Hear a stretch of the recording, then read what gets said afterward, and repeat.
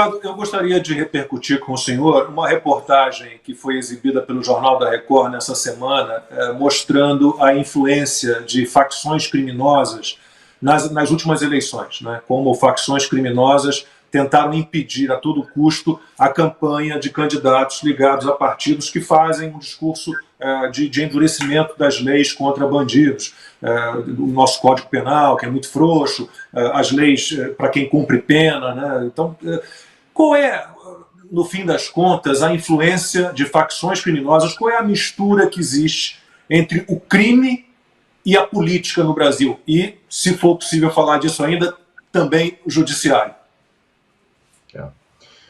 O crime, ele tem interesses, no Brasil, o crime tem interesses econômicos que não se cumprem só no dia a dia do tráfico, do roubo, do sequestro relâmpago.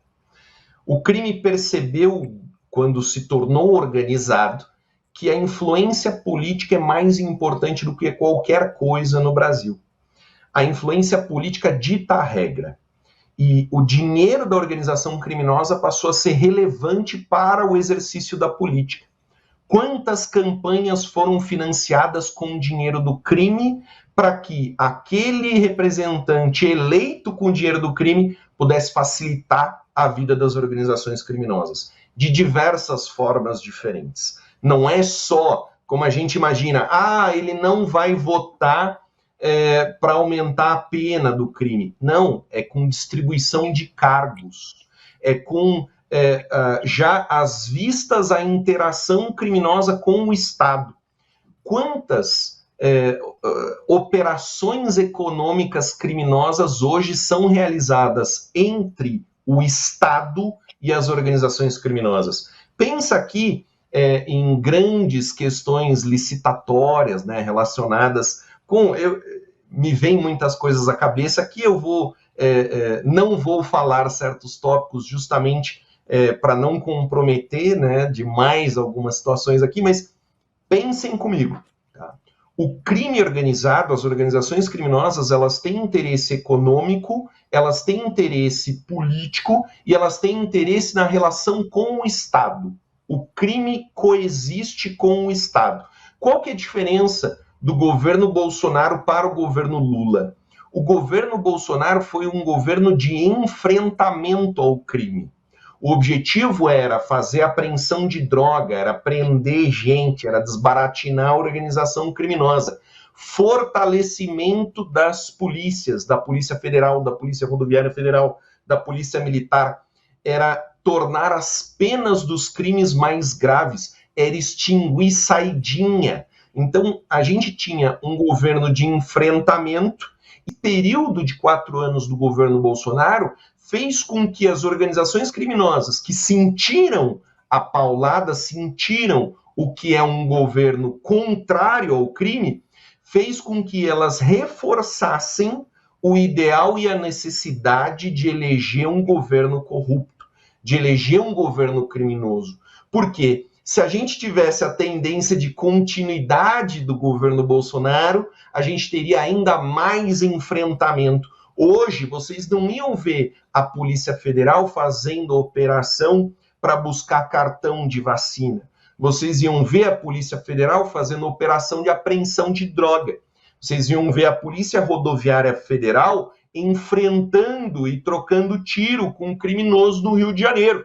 E não sendo privada de utilização de veículos blindados, de fardamentos especializados, né, sendo a Polícia Rodoviária Federal sendo condenada a fazer patrulhamento de rodovia, tá? Então, o que a gente tem que enxergar é que esse período de 4 anos do governo Bolsonaro pesou contra as organizações criminosas e fez com que elas refletissem na importância de se relacionar com o Estado.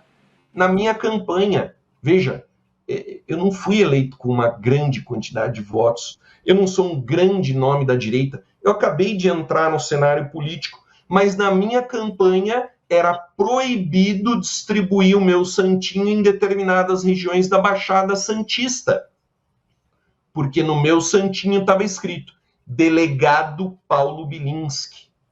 Em certos lugares, e isso aqui eu tenho documentado para vocês, não era possível a distribuição dos santinhos, porque aquelas regiões já tinham o seu candidato certo. Então o povo não podia nem ficar sabendo, por exemplo, né, que eu era um deputado federal do mesmo partido que o Bolsonaro, porque eles tinham já um projeto de poder, eles tinham ali os candidatos certos que iam facilitar a vida deles no futuro. O crime, o narcotráfico, o narcoterrorismo e o narcoestado, todos andam de mãos dadas. Não existe no comunismo um Estado limpo, um Estado anticriminoso. É justamente o contrário. Quanto maior o vínculo da organização criminosa com o Estado, maior a chance de ser um Estado de esquerda. E os estados que são comunistas ditatoriais têm ampla relação com a organização criminosa, tanto de financiamento quanto de perpetuação no poder, por intermédio da violência, por intermédio da censura, por intermédio dos grandes valores do crime organizado. Eu tenho certeza absoluta que o narco-estado está sendo instalado no Brasil. A gente vê um movimento forte de desvalorização da polícia, um movimento forte de abrandamento das penas, e a gente não vê, do contrário, aquilo que estávamos acostumados no governo Bolsonaro. Índices altíssimos de combate à criminalidade, apreensão de entorpecentes, prisão de criminosos. Isso não vai acontecer no governo Lula, porque já foi combinado o funcionamento deles dois. A pergunta, o Flávio Dino, ele foi convocado para comparecer na Comissão de Segurança Pública.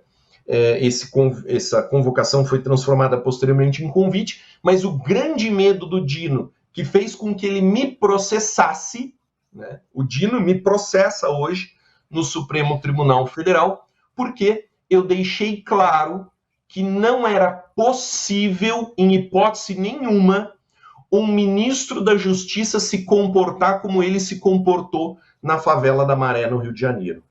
Não é possível. Eu tenho aqui o depoimento de inúmeros policiais civis e militares do Rio de Janeiro que deixam claro que aquela localidade é dominada pelo tráfico de entorpecentes e que ali nenhum carro oficial, nenhum ministro da Justiça, nenhum policial poderia permanecer sem escolta armada e sem intensa troca de tiros.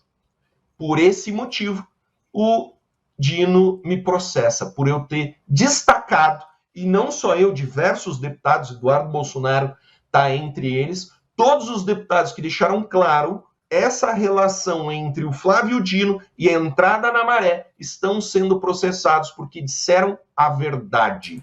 Não é, eu imagino, eu acho, eu pensei. Não, é a verdade. Ali, da forma como foi feito, fica claro que existia permissão do tráfico de entorpecentes para o comportamento do ministro Flávio Dino.